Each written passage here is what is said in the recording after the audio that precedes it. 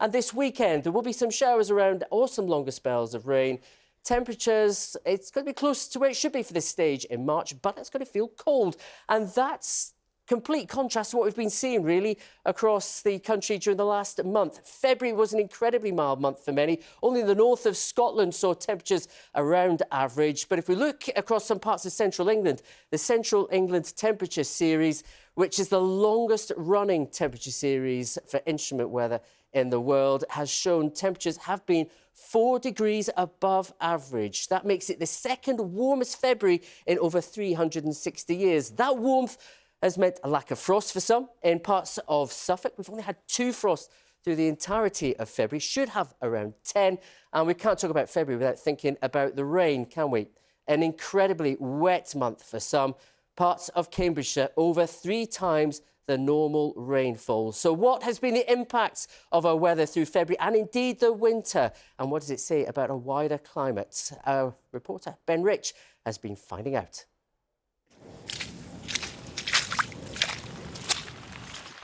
It's been wet, and mild too. One magnolia in bloom isn't surprising in February, but seeing so many different varieties blooming early here at Kew Gardens is unusual. We've seen a lot less frost than normal this winter. Good news for some, but not for trees like apples and pears that need their cold winter sleep. They need more of those chill-outs. If they don't get enough, they can produce less fruit buds, which later in the year will lead to less fruit or perhaps even not fruit at all. Particularly with longer-lived plants like trees, for instance, that can disrupt their life cycles to a certain extent. Here we are at the BBC Weather Centre, where it has been a really hectic winter for all of us. We've had so many different changes to contend with. The weather's thrown so much at us, a series of named storms, yes, a little bit of frost and snow, but also an awful lot of rain. Parts of South Wales, the Midlands and Eastern England have seen their wettest February on record. Some farmland in Lincolnshire has been underwater since October. From Ellen to Jocelyn, 6 named storms brought torrential downpours and damaging winds. But it's also been a winter of snap extremes. January brought northern Scotland snow and a temperature of -14 Celsius. But it also recorded a high of 19.9 Celsius in the same month. Overall, though, it's been a mild winter, which means there hasn't been much frost.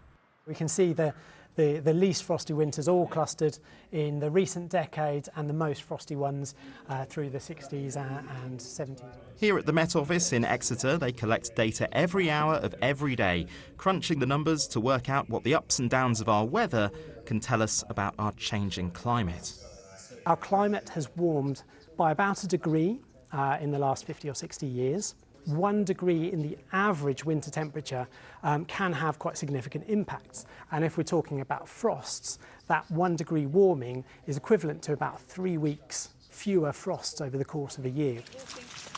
For the scientists at Kew, this means they're having to assess all their big plants, working out which ones are at risk as the climate warms. We know which ones are vulnerable in certain scenarios and which ones we've got that actually might be resilient in certain scenarios. So we can then make a plan. If we plant something tomorrow, if we've done our job, it'll be alive in 2100. So we need to start planning for that eventuality. It's been a real mixed bag across the UK this winter with all sorts of weather extremes. But overall, we've seen more mild, wet days than cold, snowy ones. And that's something we'll have to learn to live with as the climate continues to warm. Ben Rich, BBC News. You know what, Matt? The thing is, I hate winter, but then I do think I live here and I have to embrace the seasons. So once you embrace them, you expect the seasons to behave as they once did. You know, even 20, 30 years ago, when you remembered snow in the February half-term and you remembered really cold, crisp Februaries to get you out the other side, and it just hasn't felt like that this year.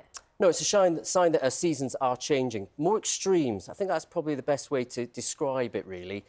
I know when we talk about climate change, there's always this talk of people thinking, well, that's it, we'll get warmer every time. It's not the case. As we've seen today, we see a little bit of snow around. You'll still get your colder spells, but the overall theme is, particularly during winters, as temperatures rise, they will get wetter. And that's what we've seen, certainly across parts of England and Wales. Quite widely, Wales, central southern England have had over double their normal February rainfall, and we need the frosts. So have you found that you're finding it more difficult to predict weather patterns now because they don't seem as regular? I think what we're finding is they're not what we'd expect. Right. We're finding it easier to predict because computer technology is getting greater, but it's not following the patterns we'd normally expect as the climate gradually warms. And one thing that doesn't change, Matt, is we all like talking about the weather. Absolutely. Oh, that does not change. And I get paid for it. Yeah, you're lucky.